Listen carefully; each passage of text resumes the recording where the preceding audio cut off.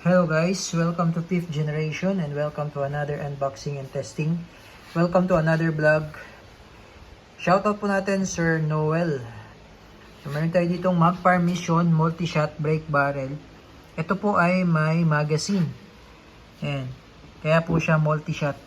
Bali, yung magazine niya po ay ang capacity ay 12. Ayan. 12 rounder po. Tapos yung bala nito ay .177 caliber. And up to 1,300 APS. So, bali ito po yung kanyang bala. Ito po ay .177 po. And this is pointed.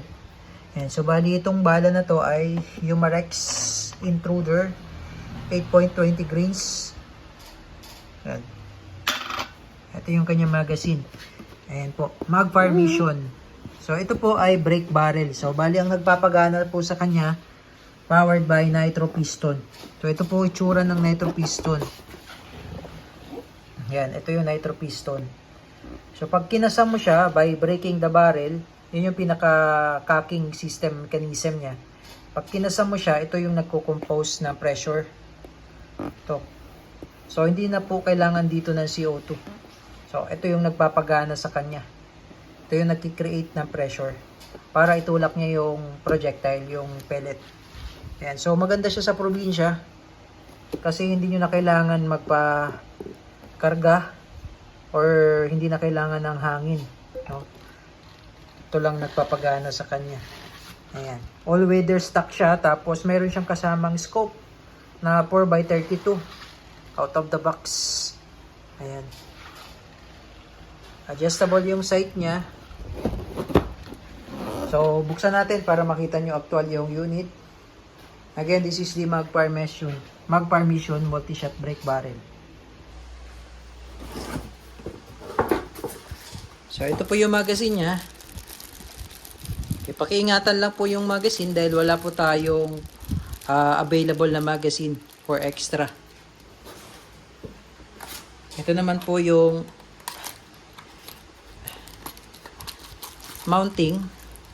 Kasama siyang low mounting.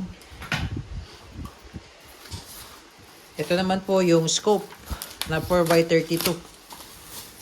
So, pwede po kayo mag-upgrade ng scope. Depende po. Out of the box, may kasama po siyang 4x32 na scope. Ayan.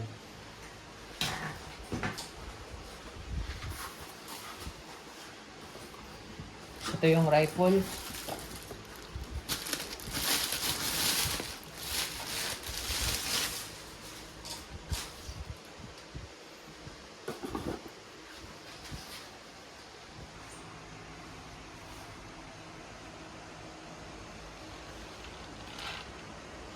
Ayan, so bali ito yung adjustable po. Makikita nyo po meron siyang knob. Dalawa po yung knob niya para sa windage, para sa elevation. Ayan, na-adjust yan. Tapos mapapansin nyo, medyo mataba yung kanyang barrel, ano? Dahil meron siyang quiet fire sound suppression technology.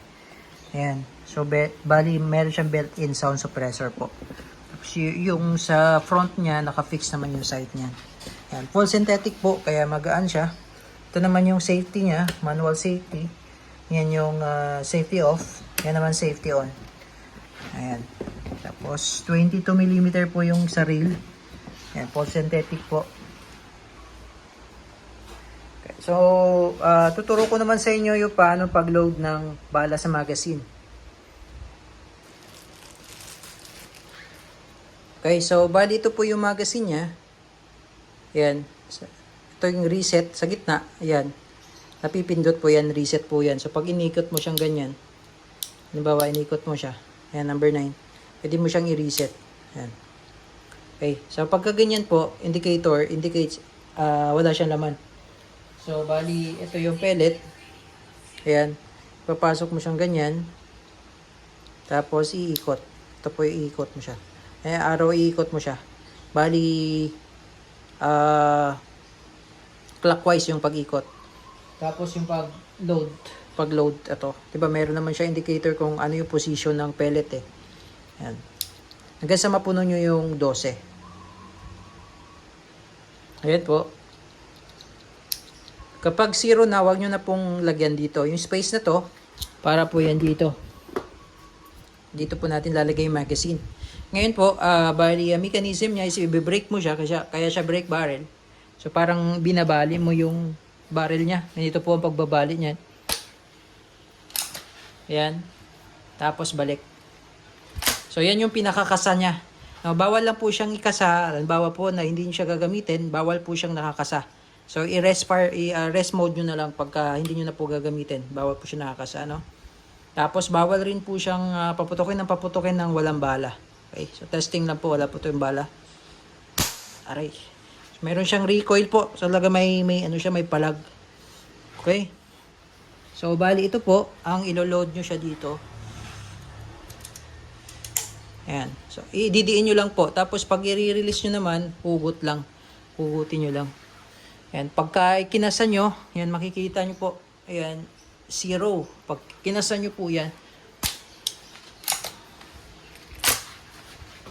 and meron na siya indicator na 1. So first shot, meron makikita nyo po kung nakailang putok na po. Okay, testing. Testing po. Mag-permission. So bali lang ng bali hanggang sa maubos yung 12. Yan. Okay, so hindi ko na po ubusin yung bala. So, pagka i-release nyo, alisin yung magazine. So, huwag nyo na lang siyang ihayaan na nakasalpak dito. Pwede nyo siyang itabi yung magazine para maingatan po natin. Ayan. Pag i-release nyo, hugutin nyo lang siya. Ayan. Mag-permission, brake barrel.